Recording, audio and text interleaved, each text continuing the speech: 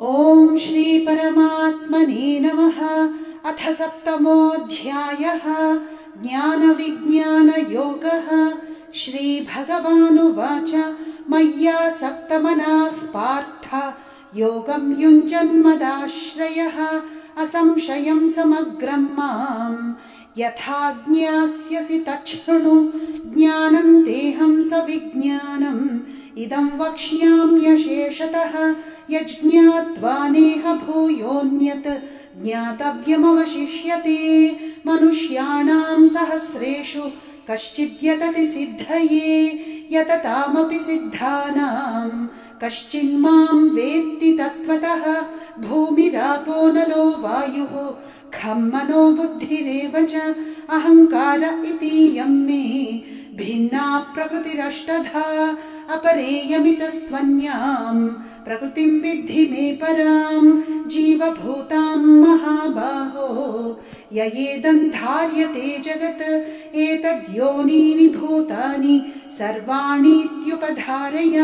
अहं कृत्स्नस्य जगतः प्रभवः प्रलयस्तथा मत्तः परतरं नान्यत् किञ्चिदस्ति धनञ्जय।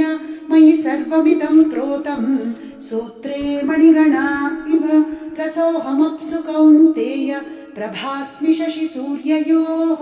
प्रणवः सर्ववेदेषु शब्दः खे पौरुषं नृषु पुण्यो गन्धः पृथिव्यां च तेजश्चास्मि विभावसौ।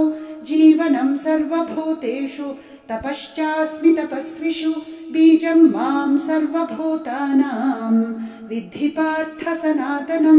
बुद्धिर्बुद्धिमतामस्मि तेजस्तेजस्विनामहं बलं बलवतां चाहं कामरागविवर्जितं। धर्मविरुद्धो भूतेषु कामोऽस्मि भरतर्षभ। ये चैव सात्विका भावाः राजसास्तामसाश्च ये मत्त एवेति तान् विद्धि न त्वहं तेषु ते मयि।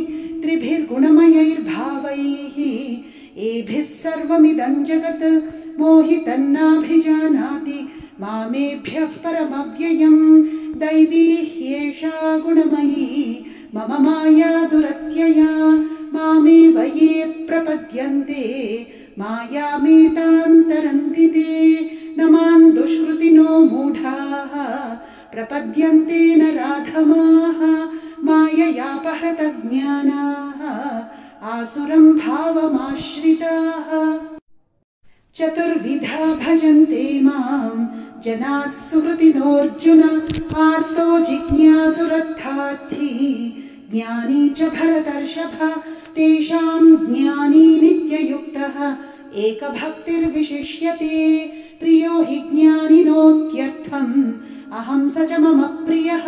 उदाराः सर्व एवैते ज्ञानी त्वात्मैव मे मतम्। आस्थितः स हि युक्तात्मा मामेवानुत्तमां गतिं।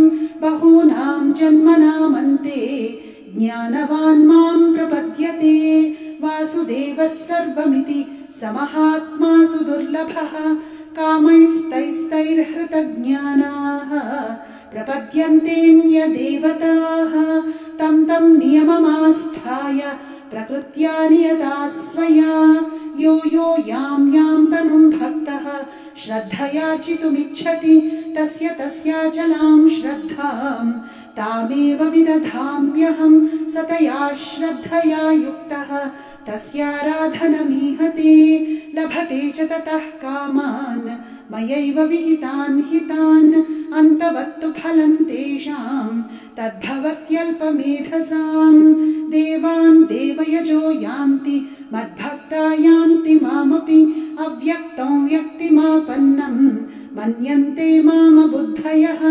परं भावमजानन्तः ममाव्ययमनुत्तमं। नाहं प्रकाशः सर्वस्य योगमाया समावृतः। मूढोऽयं नाभिजानाति लोको मामजमव्ययं।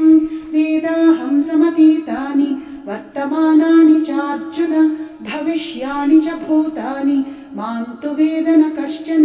इच्छाद्वेषसमुत्थेन द्वन्द्वमोहेन भारत सर्वभूतानि सम्मोहं सर्गे यान्ति परन्तप येषां त्वन्तगतं पापं जनानां पुण्यकर्मणां ते द्वन्द्वमोहनिर्मुक्ताः भजन्ते मां दृढव्रताः जरामरणमोक्षाय मामाश्रित्य यतन्ति ये ते ब्रह्म तद्विदुः कृत्स्नम् अध्यात्मं कर्म चाखिलं साधिभूताधिदैवं मां साधियज्ञं च ये विदुः प्रयाणकालेऽपि च मां ते विदुर्युक्तचेतसः।